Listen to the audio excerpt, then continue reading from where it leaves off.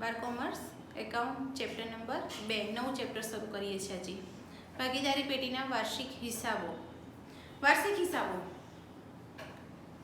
એ જે ચેપ્ટર છે એ ખૂબ જ ઇમ્પોર્ટન્ટ ચેપ્ટર છે, ખૂબ અગત્યનું ચેપ્ટર છે તમારા માટે. એક દાખલો ગણવાનો છે અને 11 માર્ક્સ તમને મળે છે એ દાખલાથી. તમારે ભાગીદારી પેઢીના વાર્ષિક હિસાબો તમારું જે બોર્ડ એક્ઝામનું જે માળખું છે એમાં F વિભાગમાં એક દાખલો પૂછાય છે ભાગીદારી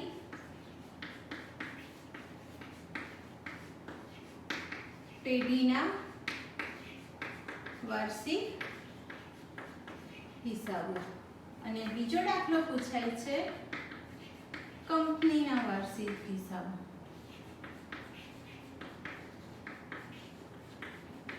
આ બે દાખલા હોય છે બરોબર. બે દાખલા ગણવાના છે અને 22 માર્ક્સ લેવાના છે. બે દાખલા ગણીને એમાંથી એક દાખલો આજે એક ચેપ્ટર જોઈ લઈએ, ભાગીદારી પેઢીના વાર્ષિક હિસાબો. આ ચેપ્ટર ખૂબ જ અગત્યનું છે. જો બેટા એ એક જ દાખલો તમે ગણો છો ને તમને 11 માર્ક્સ મળી જાય છે એક જ દાખલો ગણવાથી. અને દાખલો તમે ગણ્યો છે તો સાચો છે કે ખોટો એ તો તમને ખબર પડી જાય, છેલ્લે પાકું સરવાયું આપણું મળી જાય એટલે તો આપણો દાખલો સાચો છે એ આપણને ખ્યાલ આવી જાય છે, એટલે ખોટો પડવાનો કોઈ શક્યતાઓ રહેતી નથી. દાખલો ખૂબ ધ્યાનથી જોવાનો, તમને શીખવાડીએ છીએ બધું ખાસ ધ્યાન રાખીને તમે વિડીયો જોવાના. જેટલું લખવાનું કહું છું બધું લખી કાઢજો નોટમાં. અને આ વાર્ષિક હિસાબોનો જે ચેપ્ટર છે એનો ચોપડો વ્યવસ્થિત બનાવજો. આ ચેપ્ટર ખૂબ ઇમ્પોર્ટન્ટ છે તમારા માટે. અત્યારે નહીં, અત્યારે હાલ તમારે 11 માર્ક્સ લેવાના છે આ ચેપ્ટરમાંથી, પરંતુ ભવિષ્યમાં પણ તમે જ્યાં સુધી ભણો છો ત્યાં સુધી તમને આ ચેપ્ટર તો કામ લાગશે જ. અને ભવિષ્યમાં પણ તમે ક્યારે પણ જો તમે હિસાબો લખતા શીખો છો તો નામું લખતા જો શીખો છો તો આ ચેપ્ટર તમારા માટે ખૂબ જ અગત્યનું થઈ જશે. આ તમને ખૂબ કામ લાગશે. એટલે ભણવા માટે તો બરાબર છે, પણ ભવિષ્યમાં તમારે રોજીરોટી મેળવવી હશે, કામ મેળવવું હશે તો એના માટે પણ તમારે આ ચેપ્ટર તમને ખૂબ જ કામ લાગવાનું છે. તો આ ચેપ્ટરને ખૂબ ધ્યાન રાખીને ભણવાનું. ખૂબ અગત્યનું ચેપ્ટર છે. 11 માર્ક્સ છે ચેપ્ટરના, તો આપણે એક પણ માર્ક્સ એમાંથી જવા દેવાનો નથી. ઓકે, જો વેપાર જે ભાગીદારી પેઢીના વાર્ષિક હિસાબો આપણે 11મા ધોરણમાં વાર્ષિક હિસાબો જોઈ ગયા છીએ. એમાં 3 ખાતા બનાવતા હતા, એટલે 2 ખાતા અને એક પત્રક. વેપાર ખાતું, બીજું બનાવતા હતા નફા નુકસાન ખાતું અને છેલ્લે બનાવતા હતા પાકું સરવૈયું. બરોબર, પાકું સરવૈયું એ પત્રક છે, ખાતું નથી, એ આપણને ખબર છે. પાકા સરવૈયું શું છે? પત્રક છે. જ્યારે આ બંને ખાતા છે, આમાં નવું શું ઉમેરાય છે? નફા નુકસાન ફાળવણી ખાતું. ત્યાર પછી ભાગીદારોના મૂડી ખાતા અને ભાગીદારોના ચાલુ ખાતા. બરોબર, આ જે 3 ખાતા છે એ આપણે પહેલા ચેપ્ટરમાં જોઈ લીધા. નફા નુકસાન ફાળવણી ખાતું, ભાગીદારોના મૂડી ખાતા અને ચાલુ ખાતું. આ 3 ખાતા આપણે હમણાં જ પહેલા ચેપ્ટરમાં જોઈ લીધા છે. આ 3 ખાતા છે જે ઉપરના છે આપણે ગયા વર્ષે 11મા ધોરણમાં શીખી લીધેલા. ફરીથી એક વખત બધા જ ખાતાઓની એક નમૂનો આપણે જોઈ લઈએ કે કયા ખાતામાં શું લખાય છે એના વિશેની માહિતી મેળવી લઈએ, પછી આગળ વધીએ છીએ.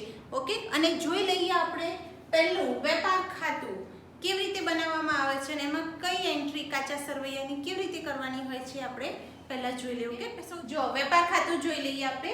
વેપાર ખાતાનો નમૂનો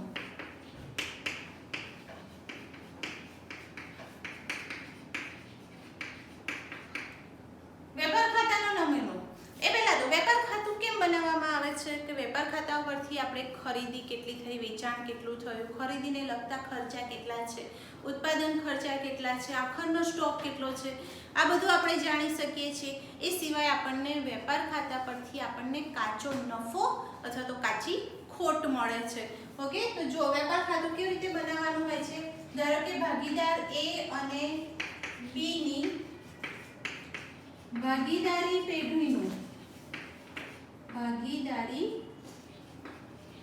પેઢીનું તારીખ 31/3/2017 ના રોજ પૂરા થતા વર્ષનું વેપાર ખાતું. આ રીતે આખું હેડિંગ લખવાનું, એકલું વેપાર ખાતું એવું લખવાનું નહીં, આખું હેડિંગ લખવાનું છે. ત્યાર પછી ખાતું બનાવીએ. ખાતું બનાવતી વખતે ખાસ ધ્યાન રાખવાનું સ્કેલનો જ ઉપયોગ કરવો અને પેન્સિલથી ખાતું બનાવવું અને પહેલી અને છેલ્લી લાઈન ચોક્કસથી દોરવી. આ લાઈન અને આ લાઈન બંને લાઈન ખાસ દોરવી. ઘણા લોકો નથી દોરતા હોતા, ઉધાર અને જમા. બરાબર, આ તમે ખુલ્લું ના રખાય. ખાતું બંને બાજુથી લાઈન પૂરેપૂરી દોરવી પડે છે તમારે. ઓકે, વિગત, રકમ, રૂપિયા, વિગત, રકમ, રૂપિયા. ઓકે, હવે જુઓ, સૌથી પહેલું શું લખવાનું? અહીંયા ઉધાર બાજુ શરૂઆતનો સ્ટોક. કાચા શરૂઆતમાં તમને શરૂઆતનો સ્ટોક આપેલો હશે, અથવા તો સ્ટોક લખી અને તારીખ લખી કાઢી હશે 1/4/2016. કોઈ પણ તારીખ, શરૂઆતની પહેલી તારીખ, વર્ષ શરૂ થાય એ તારીખ તમને લખીને આપેલી હશે, એટલે તમને ખબર પડી જાય કે આ શરૂઆતનો સ્ટોક છે. ત્યાર પછી આવે ખરીદી. ખરીદીમાંથી ખરીદ પરત બાદ થાય અને જો નહીં નોંધાયેલ ખરીદી હોય તો પ્લસ, નહીં નોંધાયેલ ખરીદી હવાલામાં આપેલી હોય તો ઉમેરવાની. ખોટી રીતે નોંધાયેલ ખરીદી હોય અથવા તો ખોટી રીતે નોંધાયેલ ખરીદી છે તો એને શું કરવાની છે? આપણે બાદ કરવાની છે અને ત્યાર પછી ખરીદ પરત બાદ કરવાનું અને પછી રકમ બહાર લખી કાઢવાની છે. આ હવાલા સાથેની ખરીદીની ગણતરી થઈ. પહેલા ખરીદી લખો, જો નહીં નોંધાયેલ ખરીદી હોય તો ઉમેરી દો, ખોટી રીતે નોંધાયેલ ખરીદી છે તો બાદ કરી દો, અથવા તો વધારાની ખરીદી છે તો બાદ કરી દો અને ત્યાર પછી ખરીદ પરત બાદ કરી રકમ બહાર લખી કાઢવાની છે.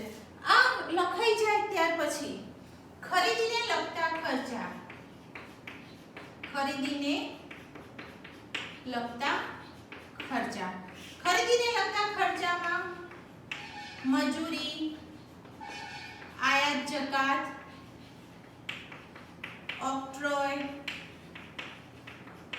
રેલવેનું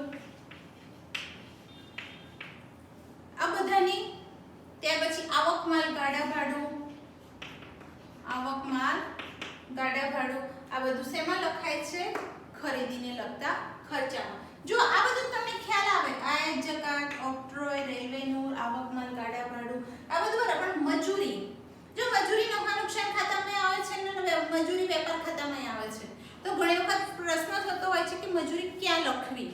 તો જો એકલું મજૂરી લખેલી છે અથવા તો એમ લખ્યું છે કે ઉત્પાદક મજૂરી લખેલી છે તો તમારે લખવાની છે વેપાર ખાતાની ઉધાર બાજુ. અને જો પગાર સાથે મજૂરી એવું લખેલું છે, પગાર જો આ રીતે લખેલું હોય, પગાર અને પછી ડેશ કરીને એમ લખ્યું હોય મજૂરી, આ રીતે લખેલું હોય તો લખવાનું છે નફા નુકસાન ખાતાની ઉધાર બાજુ. ઓકે, આ ખાસ મજૂરીમાં ખાસ ધ્યાન રાખવાનું. ઉત્પાદક મજૂરી આપેલી હોય અથવા તો એકલું મજૂરી લખી છે તો વેપાર ખાતાની ઉધાર બાજુ લખવાની છે. ત્યાર પછી આવે છે ઉત્પાદનને લગતા ખર્ચા. એમાં કારખાનાના ખર્ચ, કારખાનાનું વીજળીનું બિલ, ભાડું આ બધું છે ક્યાં લખાય છે? ઉત્પાદનને લગતા ખર્ચમાં એની નોંધ કરવામાં આવે છે. ત્યાર પછી કારખાનાનું જે મકાન છે એનો કારખાનાના મકાનનો ઘસારો એ પણ અહીં તમારે લખવાનો હોય છે. અને છેલ્લે તમારે શું લખવાનું હોય છે? અહીંયા કાચો નફો જે આપણે શોધીએ છીએ. કેવી રીતે શોધાય છે? જમા બાજુનો સરવાળો વધારે હોય તો એ સરવાળો નીચે લખી ખૂટતી રકમ જે આવે શું કહેવાય છે? અહીંયા કાચો નફો કહેવાય છે. ઓકે, હવે ત્યાર પછી આવે છે જમા બાજુ લખાય છે વેચાણ. જેમ ખરીદીમાં છે જ રીતે નહીં નોંધાયેલ વેચાણ હોય તો ઉમેરવાનું. ખોટી રીતે નોંધાયેલ વેચાણ છે, ખોટી રીતે નોંધાયેલું વેચાણ છે તો બાદ કરવાનું. અને વેચાણ પરત જો આપેલી હોય તો એ પણ બાદ કરવાનું. બધું જે સરવાળો કે બાદબાકી થતું હોય એ કરી અને રકમ બાદ લખી દેવાની હોય છે. અને અહીંયા લખાય છે આખર સ્ટોક. આખર સ્ટોક વેપાર ખાતામાં આખર સ્ટોક ક્યારે લખાય? જ્યારે હવાલામાં આપેલો હોય ત્યારે. ઓકે, નહીતર જો હવાલામાં આખરનો સ્ટોક નથી આપ્યો, ફક્ત કાચા સરવૈયામાં જ આપેલો છે, તો એ આખરનો સ્ટોક તમારે ક્યાં લખવાનો હોય? પાકા સરવૈયામાં લખવાનો હોય. આખરનો સ્ટોક અહીંયા લખાય. પછી શું કરવાનું? તમારે જમા બાજુ જો જે બાજુ સરવાળો વધારે આવતો હોય એ બાજુ સરવાળો કરી અને નીચે 2 લાઈન કરવાની સરવાળાની જે. ધારો કે જમા બાજુ સરવાળો વધારે આવે છે તો જમા બાજુ જે સરવાળો આવે એ જ સરવાળો ઉધાર બાજુ લખવાનો. ઉધાર બાજુ જે સરવાળો આવ્યો છે એમાંથી ઉપરની બધી જ વિગતો બાદ કરવાની. અને એ તમને ખૂટતી રકમ જે મળે એને કહેવાય છે કાચો નફો. એ જ રીતે ઉધાર બાજુ જો સરવાળો વધારે આવતો હોય તો એ સરવાળો જમા બાજુ લખવાનો છે. અને જમા બાજુની વિગતો જેટલી આપી છે બાદ કરો એટલે ખૂટતી રકમ લખાય છે કાચી ખોટ. આ ખૂટતી રકમ તમારે અહીં લખાય છે. બરોબર? આ થયું વેપાર ખાતું. હવે જોઈ લઈએ નફા નુકસાન ખાતું કેવી રીતે લખાય છે. તો એ જ રીતે એ અને બી ની ભાગીદારી પેઢીનું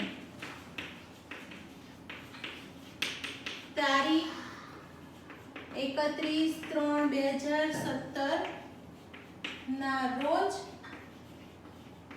પૂરા થતા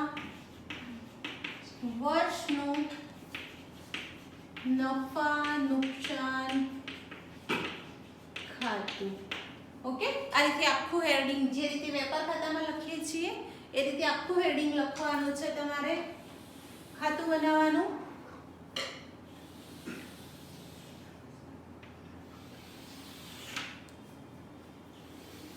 ઉધાર અને જમા બંને બાજુ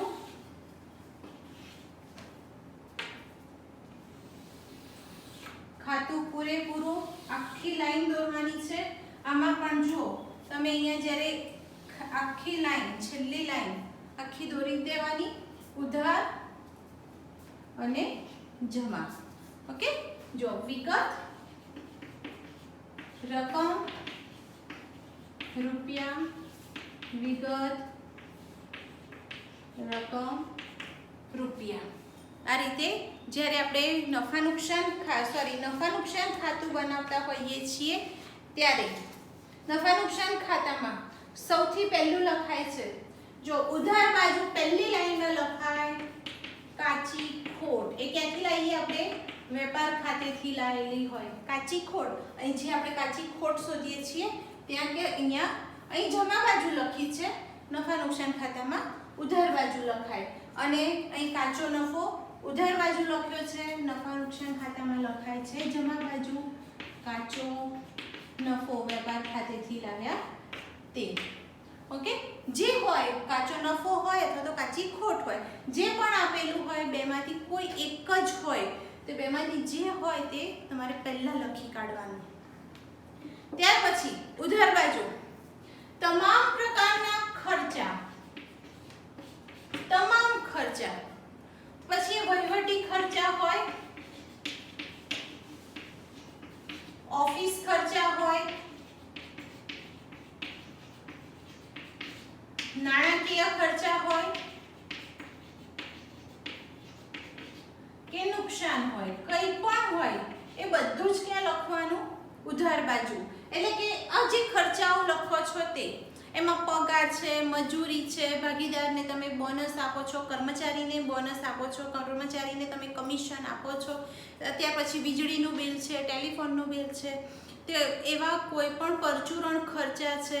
આ તમામ પ્રકારના ખર્ચા જે છે, ભાડું છે, તો તમામ ખર્ચા ક્યાં લખવાના? નફા નુકસાન ખાતાની ઉધાર બાજુ લખવાનું.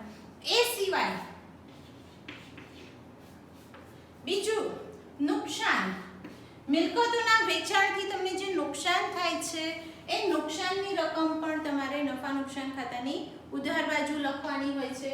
ત્યાર પછી તમારે લોનનું વ્યાજ ચૂકવવાનું હોય તો લોનનું વ્યાજ, બેંક ઓવરડ્રાફ્ટનું વ્યાજ આ પણ તમારે ક્યાં લખવાનું? નફા નુકસાન ખાતાની ઉધાર બાજુ લખવાનું હોય છે.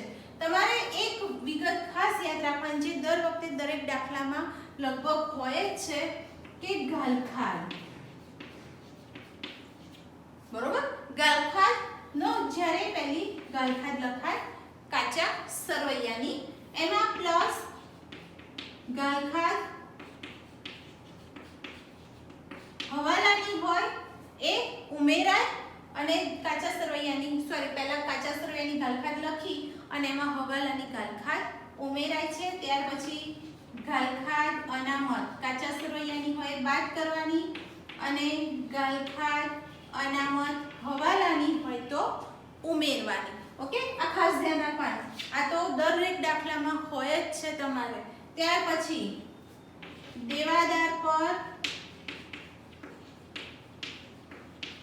વટાવ અનામત, દેવાદાર પર વટાવ અનામત આપેલું હોય તો તમને જે દાખલો હશે એ દાખલામાં આપેલ વટાવ આપેલો હશે, આપેલ વટાવ, તો આપેલ વટાવમાં દેવાદાર પર વટાવ અનામત ઉમેરી અને રકમ બહાર લખી કાઢવાની. એ સિવાય મિલકતોનો ઘસારો, મિલકતોનો ઘસારો એ પણ નફા નુકસાન ખાતાની ઉધાર બાજુ લખાય છે. એટલે કે ટૂંકમાં નફા નુકસાન ખાતાની ઉધાર બાજુ તમામ પ્રકારના ખર્ચા અને નુકસાન અને જાવકોની નોંધ થાય છે. જમા બાજુ નોંધ શેની થાય છે? તમામ પ્રકારની આવકો, આવકો અથવા તો ઉપજો, જેટલી પણ આવક થઈ હોય એ બધી જ આવક, વ્યાજની, મળેલ ભાડું, મળેલ વ્યાજ, મળેલ વટાવ, મળેલ કમિશન, મળેલી કોઈ પણ વસ્તુ હોય એ તમામ વસ્તુ ક્યાં લખવાની? નફા નુકસાન ખાતાની જમા બાજુ. જો આવકો બધી નફા નુકસાન ખાતાની જમા બાજુ લખાય. એ સિવાય ઉપજો એ પણ નફા નુકસાન ખાતાની જમા બાજુ લખાય. મિલકતોના વેચાણનો નફો એ પણ નફા નુકસાન ખાતાની જમા બાજુ લખાય છે. તમને મળેલ વ્યાજ છે, તમે કોઈને લોન આપી છે અને એનું વ્યાજ તમને મળે છે એ પણ તમારે ક્યાં લખવાનું છે? નફા નુકસાન ખાતાની જમા બાજુ લખવાની છે. ભંગારની ઉપજ, પસ્તીનું વેચાણ છે તો એની આવક જે થઈ એ બધું ક્યાં તમારે લખવાનું છે? નફા નુકસાન ખાતાની જમા બાજુ. ઓકે, આ તો થઈ નફા નુકસાન. આપણને ખબર જ છે વેપાર ખાતું અને નફા નુકસાન ખાતું બંને આપણને આવડે જ છે. 11મા ધોરણમાં આપણે સારી રીતે શીખી જ ગયા છીએ એને. આ ફરી એક વખત રિવાઇન્ડ કરી, એક વખત યાદ કરી લીધું એને, બરોબર? કે આટલી વિગતો આપણે એમાં નોંધીએ છીએ. સરવાળા કરીએ. જમા બાજુ જો સરવાળો વધારે હોય તો જમા બાજુ પહેલા સરવાળો લખીએ છીએ, એ સરવાળો ઉધાર બાજુ લખીએ અને ખૂટતી રકમ જે શોધીએ છીએ આપણે અહીંયા એને એક લખ કહેવાય છે ચોખ્ખો નફો. ઓકે, એ જ રીતે ઉધાર બાજુ જો સરવાળો વધારે હોય તો એ સરવાળો જમા બાજુ લખીએ છીએ અને જમા બાજુ જેટલી વિગતો આપણને આપેલી હોય એ બધી જ વિગતો, એ બધી જ રકમ બાદ કરીએ એટલે ખૂટતી રકમ જે આવે એને કહેવાય છે ચોખ્ખી ખોટ. ઓકે, ચોખ્ખો નફો અને ચોખ્ખી ખોટ. આ જે ચોખ્ખો નફો અને ચોખ્ખી ખોટ હોય છે તે આપણે લઈ જઈએ છીએ નફા નુકસાન ફાળવણી ખાતામાં. હવે આપણે જોઈ લઈએ નફા નુકસાન ફાળવણી ખાતું. જો વેપાર ખાતું, નફા નુકસાન ખાતું જોઈ લીધું. હવે જોઈ લઈએ નફા નુકસાન ફાળવણી ખાતું. ઓકે, નફા નુકસાન ફાળવણી ખાતું પહેલાં તો શા માટે બનાવવામાં આવે છે કે એક કરતાં વધારે ભાગીદારો જ્યારે હોય ત્યારે ભાગીદારો વચ્ચે નફાની વહેંચણી કરવા માટે નફા નુકસાન ફાળવણી ખાતું બનાવવાનું હોય છે. નફા નુકસાન ફાળવણી જે ખાતું જે છે એ નફા નુકસાન ફાળવણી ખાતા પરથી આપણને ભાગીદારો વચ્ચે વહેંચાતો ચોખ્ખો નફો અને ચોખ્ખી ખોટ એ આપણને વહેંચણી પાત્ર નફો કે વહેંચણી પાત્ર ખોટ જેને આપણે કહીએ છીએ એ આપણને મળી રહે છે. તો નફા નુકસાન ફાળવણી ખાતું પણ જે રીતે આપણે હેડિંગ આપીએ છીએ વેપાર ખાતામાં અને નફા નુકસાન ખાતામાં એ જ રીતે લખવાનું છે. ભાગીદાર એ અને બીની ભાગીદારી પેઢીનું તારીખ 31/3/2017 રોજ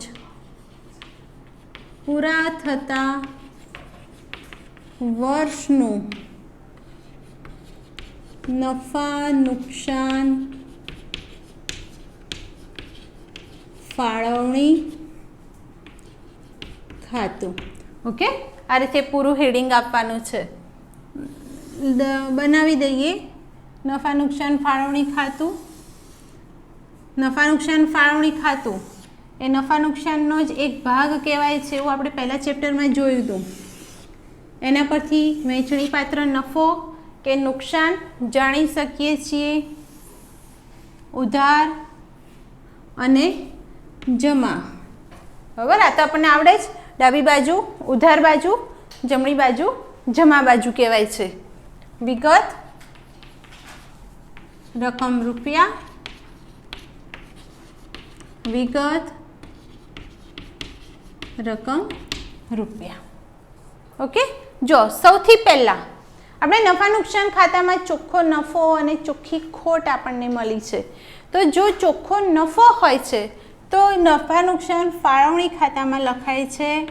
સૌથી પહેલું લખાય ચોખ્ખો નફો. ક્યાંથી લાવ્યા? તો નફા નુકસાન ખાતેથી લાવ્યા.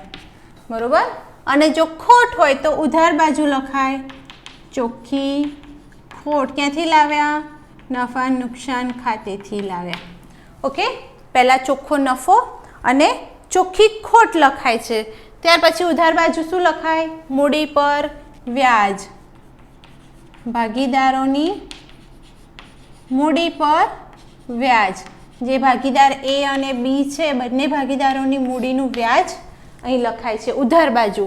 જ્યારે જમા બાજુ શું લખાય છે?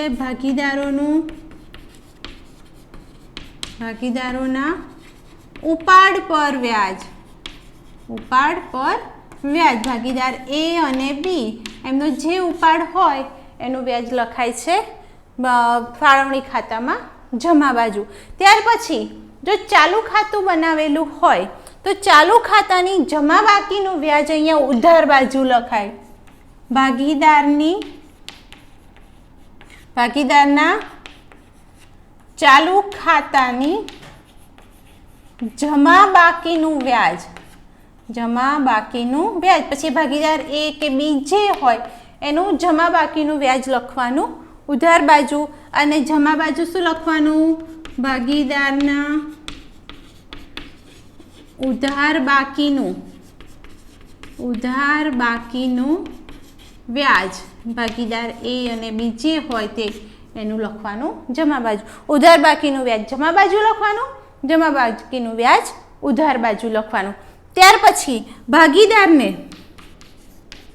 ભાગીદારને પગાર, કમિશન, બોનસ, મહેનતાણું જે પણ આપતા હોઈએ તે બધું જ ક્યાં લખાય છે? નફા નુકસાન ફાળવણી ખાતામાં જમા બાજુ લખાય છે. હવે નફા નુકસાન ફાળવણી ખાતાનો સરવાળો કરીએ. જો જમા બાજુનો સરવાળો વધારે હોય તો જમા બાજુ પહેલાં સરવાળો લખીએ. જે સરવાળો આવતો હોય તે જ. એ જ સરવાળો ઉધાર બાજુ, સરવાળો ઉધાર બાજુ લખી ઉધાર બાજુની વિગતો બાદ કરો અને ખૂટતી રકમ શોધો. જે ખૂટતી રકમ આવે છે એને શું કહેવાય? વહેંચણી પાત્ર નફો. વહેંચણી પાત્ર નફો. જે એ અને બી કે જે પણ ભાગીદાર આપ્યા છે એ બંને ભાગીદારો વચ્ચે તેમના નફા નુકસાનના પ્રમાણમાં વહેંચી દેવાનું હોય છે. એ જ રીતે જો ઉધાર બાજુનો સરવાળો વધારે હોય તો એ સરવાળો જમા બાજુ લખી અને જમા બાજુ ખૂટતી રકમ શોધવાની. એને કહેવાશે વહેંચણી પાત્ર ખોટ. બરાબર. એ અને બી જે ભાગીદારો છે તેમને નફા નુકસાનના પ્રમાણમાં એક ખોટ વહેંચી દેવાની. આ થયું તમારું નફા નુકસાન ફાળવણી ખાતું. મૂડી ખાતા જોઈ લીધું. હવે ભાગીદારોના મૂડી ખાતા. જેટલા ભાગીદારો આપ્યા હોય એ તમામ ભાગીદારોની માહિતી એટલે કે એમની વ્યક્તિગત વિગતો એ આમાં લખાઈને વ્યક્તિગત એમની મૂડી કેટલી છે, વર્ષ દરમિયાન કેટલી મૂડી લાવ્યા હતા એની માહિતી આપણને આ મૂડી ખાતા પરથી મળતી હોય છે. ભાગીદારોના મૂડી ખાતા તારીખનું ખાનું પણ બનાવવાનું હોય છે આમાં. ઓકે, તારીખ, ઉધાર, વિગત, ભાગીદાર A, ભાગીદાર B, તારીખ જમા બાજુ પણ એ રીતે વિગત, ભાગીદાર A અને ભાગીદાર B. અહીંયા જમા બાજુ. ઓકે, જો જમા બાજુ પહેલા તારીખ લખવાની 1/4/2016 કે જે પણ શરૂઆતની તારીખ લખવાની અને લખવાનું બાકી આગળ લાવ્યા. ભાગીદાર A અને B ની શરૂઆતની મૂડી જે હોય એ જમા બાજુ લખવાની. ત્યાર પછી વર્ષ દરમિયાન ભાગીદાર વધારાની મૂડી લાવે છે. વધારાની મૂડી જે તારીખે લાવ્યા હોય તે તારીખ તમારે અહીંયા લખવાની અને વધારાની મૂડી એમ લખવાનું, સરવાળો કરવાનો ભાગીદારોના મૂડી ખાતાનો.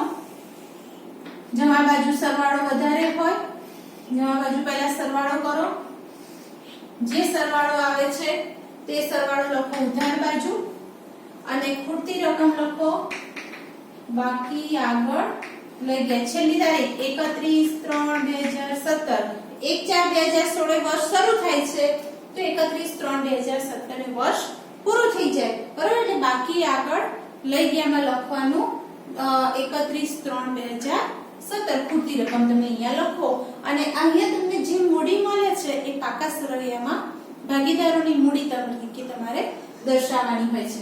ઓકે, એ પછી આપણે જોઈએ ભાગીદારોના ચાલુ ખાતા.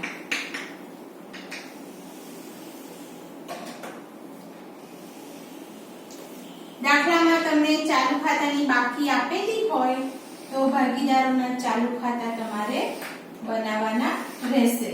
ઓકે, એમાં પણ તારીખ, બંને ભાગીદારોના જે પણ ભાગીદાર આપેલા છે, 2 છે કે 3 છે, જેટલા ભાગીદારો આપેલા હોય એટલા ભાગીદારોના નામ, ઉધાર, તારીખ, વિગત, ભાગીદાર A, ભાગીદાર B, જમા બાજુ પણ એ જ રીતે તારીખ, વિગત, ભાગીદાર A અને ભાગીદાર B અને અહીંયા લખવાનું છે જમા બાજુ.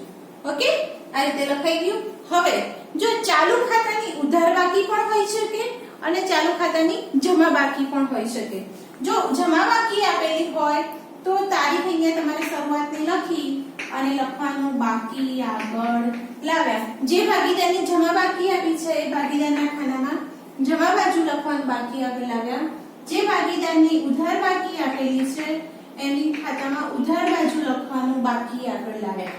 ઓકે, જે બાકી આપે જમા બાકી પણ હોઈ શકે અને ઉધાર બાકી પણ હોઈ શકે. ત્યાર પછી જે બાકી છે, જમા બાકી છે તો જમા બાકીનું વ્યાજ અહીંયા ચાલુ ખાતાની જમા બાકીનું વ્યાજ એના નીચે લખો. ઉધાર બાકી છે તો ચાલુ ખાતાની ઉધાર બાકીનું વ્યાજ ઉધાર બાજુ લખો. ત્યાર પછી ઉધાર બાજુ લખાય છે ઉપાડ. ઉપાડ પર વ્યાજ, ઉપાડ અને ઉપાડ પર વ્યાજ લખાય છે. ત્યાર પછી જમા બાજુ લખાય છે મૂડી પર વ્યાજ. જમા બાજુ શું લખાય? મૂડી પર વ્યાજ અને ઉધાર બાજુ લખાય છે ઉપાડ પર વ્યાજ લખાય છે.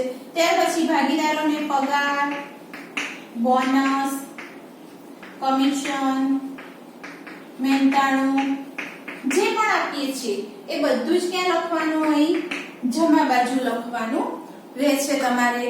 એ સિવાય આટલું લખાઈ જાય છે. ત્યાર પછી તમારે શું કરવાનું હોય છે? અહીંયા નફો તમે જો આગળ આપણે જે બનાવ્યું છે ખાતું નફા નુકસાન ફાળવણી ખાતું, બરોબર છે? તો નફા નુકસાન ફાળવણી ખાતાનો વહેંચણી પાત્ર નફો, વહેંચણી પાત્ર નફો અથવા તો વહેંચણી પાત્ર ખોટ. ચાલુ ખાતા જો બનાવવાના હોય તો એ તમારે લખવાના હોય છે, વહેંચણી પાત્ર નફો અથવા તો વહેંચણી પાત્ર ખોટ. અને પછી ખાતાનો સરવાળો કરો તમે, ખાતાનો સરવાળો કરો તમે અને જે બાજુ બાકી વધારે આવે અથવા તો જે બાજુ સરવાળો વધારે આવે છે, ધારો કે જમા બાજુ સરવાળો આવે છે તો જમા બાજુ પહેલા સરવાળો કરો, ઉધાર બાજુની વિગતો બાદ કરો અને અહીંયા લખો ખૂટતી રકમ આગળ લખો, બાકી આગળ લઈ ગયા. ઉધાર બાજુનો સરવાળો વધારે આવે છે તો જમા બાજુ સરવાળો લખો, જમા બાજુની વિગતો બાદ કરી દો અને અહીંયા લખી કાઢો બાકી આગળ લઈ ગયા. ઓકે, આ તમારું થયું ચાલુ ખાતું. હવે છેલ્લે આવે છે પાકું સરવૈયું. પાકું સરવૈયું, પાકું સરવૈયું બનાવીએ છીએ ત્યારે જો એક ખાસ ધ્યાન રાખવાનું, પાકું સરવૈયું એક ખાતું નથી, પત્રક છે. ઓકે, તો જ્યારે પાકું સરવૈયું બનાવીએ છીએ ત્યારે એ ભાગીદાર એ અને બી ની ભાગીદારી પેઢીનું તારીખ 31/3/2017 ના રોજનું પાકું સરવૈયું. પેલા બધા ખાતામાં આપણે શું લખતા હતા? 31/3/2017 ના રોજ પૂરા થતા વર્ષનું પાકું સરવૈયું, નફા નુકસાન ખાતું કે પૂરા થતા વર્ષનું વેપાર ખાતું કે પૂરા થતા વર્ષનું નફા નુકસાન ફાળવણી ખાતું એવું લખતા હતા. પાકા સરવૈયામાં શું લખવાનું? 31/3/2017 એટલે કે આખરી જે તારીખ હોય એ તારીખના રોજ પૂરા થતા વર્ષનું રોજનું લખવાનું છે, દિવસનું. ઓકે, પત્રક બનાવી દઈએ.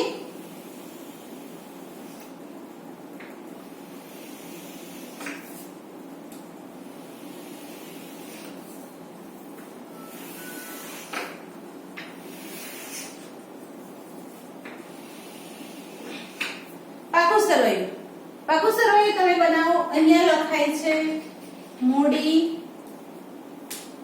અથવા દેવા રકમ રૂપિયા, લખાય છે મિલકત લેણા રકમ રૂપિયા. બરોબર, આ રીતે લખાતું હોય છે. સૌથી પહેલા બાજુ લખાય મૂડી, મૂડી લખાઈ જાય ત્યાર પછી વધારાની મૂડી જે લાવ્યા હોય, હવાલામાં આપી હોય તો એ ઉમેરી દેવાની છે. નફો થયો હોય તો નફો ઉમેરવાનો છે. જો મૂડી એટલે ઉપાડ આપેલો છે તો ઉપાડ તમારે આમાંથી ઉપાડ બાદ કરવાનો રહે છે. બરાબર, મૂડીમાં વધારાની મૂડી હોય તો વધારાની મૂડી ઉમેરવાની, નફો આપ્યો હોય તો નફો ઉમેરવાનો, નુકસાન આપી છે તો ખોટ આવે છે તો ખોટ બાદ કરવાની અને ઉપાડ બાદ કરવાનો. ઓકે, ત્યાર પછી બેંક ઓવરડ્રાફ્ટ, ત્યાર પછી બેંક લોન, ત્યાર પછી આવે છે લેણદારો, લેણી હુંડી, સામાન્ય અનામત. બરોબર છે, મૂડી અનામત. આ બધી જ વસ્તુઓ ક્યાં લખાતી હોય છે? મૂડી દેવા બાજુ. એ સિવાય લેણી હુંડી લખાઈ જાય. ત્યાર પછી તમારે ચૂકવવાના બાકી ખર્ચા, ચૂકવવાના બાકી ખર્ચા એ તમારી જવાબદારી કહેવાય, તમારું દેવું કહેવાય. બરોબર છે, અને અગાઉથી મળેલ આવક એની નોંધ પણ ક્યાં થાય? પાકા સરવૈયામાં મૂડી દેવા બાજુ થાય છે. આ બાજુ મિલકત લેણા બાજુ તમે જોઈ લો. પહેલા અદ્રશ્ય મિલકતો જે પાઘડી પેટર્ન તમને આપી હોય તે લખો. ત્યાર પછી દ્રશ્ય મિલકતોમાં મકાન, ફર્નિચર, યંત્રો, આ બધા જે પણ કાયમી મિલકતો છે એ કાયમી મિલકતો લખો.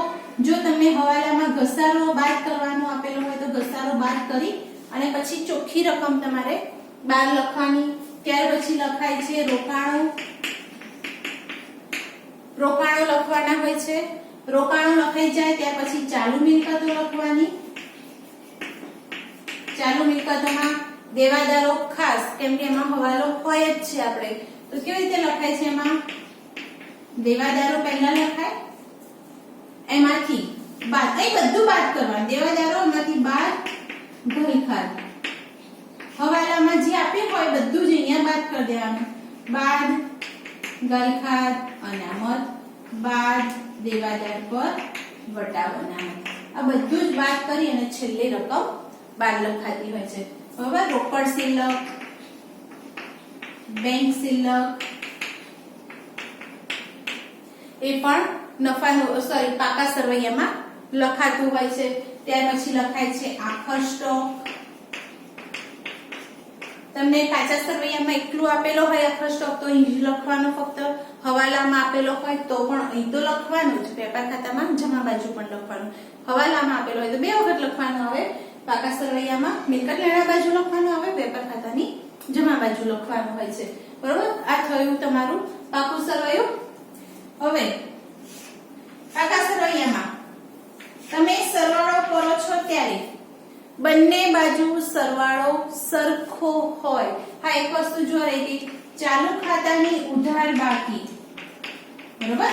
ઉધાર બાકી મિલકત લેણા બાજુ લખાય અને ચાલુ ખાતાની જમા બાકી. છેલ્લે તમે બાકી આગળ લઈ ગયા શોધો છો, જે ચાલુ ખાતામાં બાકી આગળ લઈ ગયા એ જમા બાકી આવે તો મૂડી દેવા બાજુ અને ઉધાર બાકી આવે તો મિલકત લેણા બાજુ લખાય છે. બંને બાજુ સરવાળો સરખો થાય તો સમજવું કે આપણું પાકું સરવૈયું જે બનાવ્યું છે સાચું છે ને આપણો દાખલો પણ તો જ સાચો હશે. આપણો દાખલો છેક સુધી બધા ખાતામાં જો સાચું આવતું હશે, તમે દરેક જગ્યાએ ગણતરી સાચી કરેલી હશે તો જ છેલ્લે પાકું સરવૈયું તમને મળશે. જો તમારી ક્યાંય પણ ગણતરીમાં ભૂલ થઈ હશે તો તમને છેલ્લે પાકું સરવૈયું મળે નહીં. અને જો તમે આવી ભૂલ થાય તો તમારી ભૂલ શોધવામાં ઘણી વખત બહુ ટાઈમ જતો રહેતો હોય છે. એટલે દાખલો ગણો એટલે બહુ ધ્યાન રાખી અને દાખલો ગણવાનો, જેથી કરીને આપણે ભૂલ ના થાય. આ તો આપણે ખાતા જે આમાં બનાવવાના હોય છે એના વિશેની થોડીક માહિતી મેળવી લીધી. આપણને ખબર જ છે કયા ખાતા હોય છે, શું હોય છે. 11મા ધોરણમાં શીખી લીધું, પહેલા ચેપ્ટરમાં શીખી લીધું, તેમ છતાં થોડુંક રિવિઝન કરી લીધું છે આ તો. બરોબર છે. હવે નેક્સ્ટ આપણે એમાં હવાલાઓ કયા કયા ઉપયોગમાં લેવાના હોય છે. હવાલાઓ આવતા હોય છે. હવાલા દરેક દાખલામાં હવાલા તો 5 થી 6 હવાલા તો મિનિમમ હોય જ. તો આ જે હવાલા લખવાય છે એ હવાલાઓની એક હવાલાની તો 2 અસર હોય જ છે. તો એ કેવી રીતે અસર આપવાની હોય છે એ પહેલા જોઈ લઈએ, પછી દાખલા ગણવાની શરૂઆત કરીશું. સીધા દાખલા ગણવા નથી.